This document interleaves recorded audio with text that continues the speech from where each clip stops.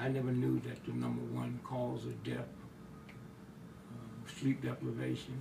#2 cause of death in America was dehydration. The #3 cause of death in America was lack of physical fitness. I'm born in 1932. And you thought good nutrition is when whatever you like didn't run out till you had enough. And bad nutrition is when it did.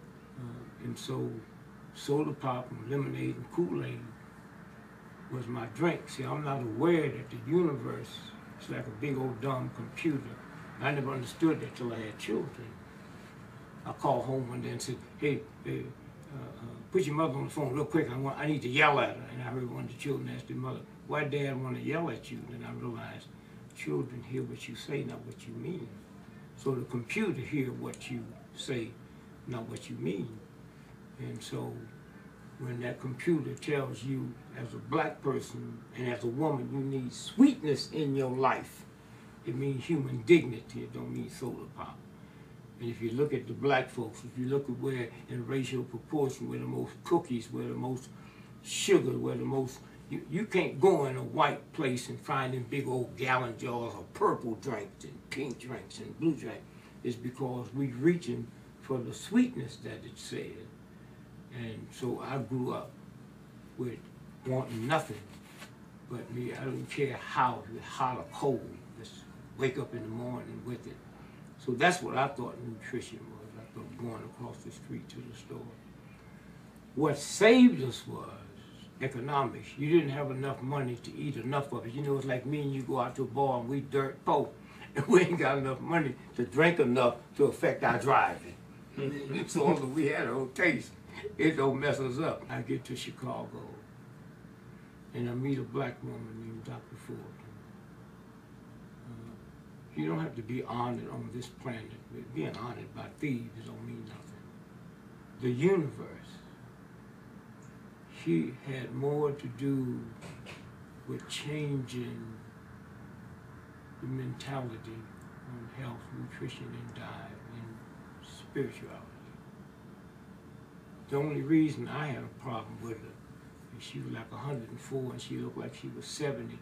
And she wouldn't tell nobody her age, so even she was caught up in that corruptness. But she got hold of me, and it was just lucky. I ran for mayor of Chicago.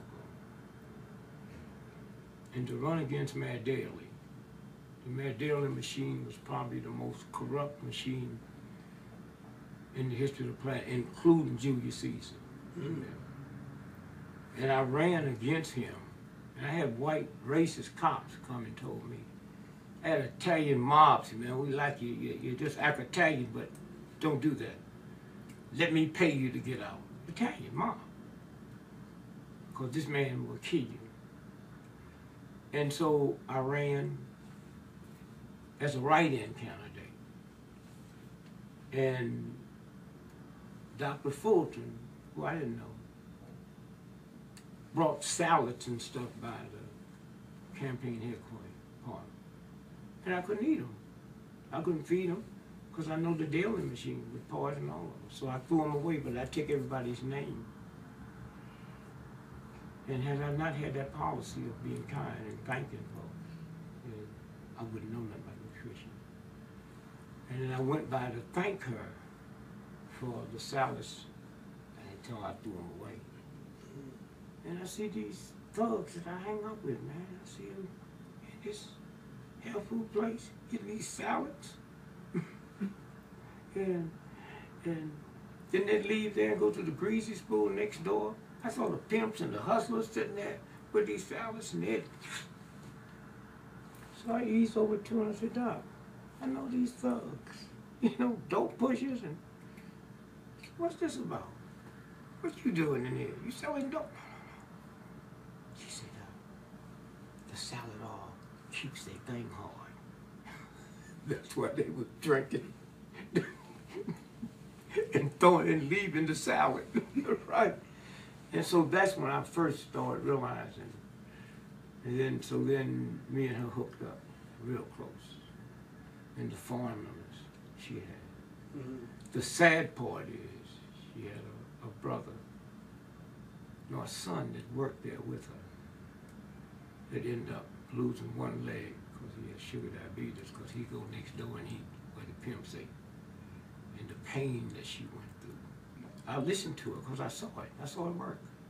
You know, and that's hard. You see, one of the things we have in the poor black community, probably white too, is when you tell me that pork chops is bad and salt is bad. Well, the Ku Klux Klan didn't give me that. My mama gave me that. My church, my school, my government. So when you tell me I'm supposed to take you who I don't know and wipe out everything my mom and dad did, plus it tastes good, you know. And so this is that's what she had to go through, you know. Who's gonna listen? And then little by little, I mean, I watched people with cancer get cured, and sugar diabetes and high blood, and I watched her. So that's where I got hooked, you know. And then she fasted. She told me, oh, she's fasting genius. And so mine was an accident. So mine was a complete accident. Like most of my life, if it wasn't for the universal order that stepped in.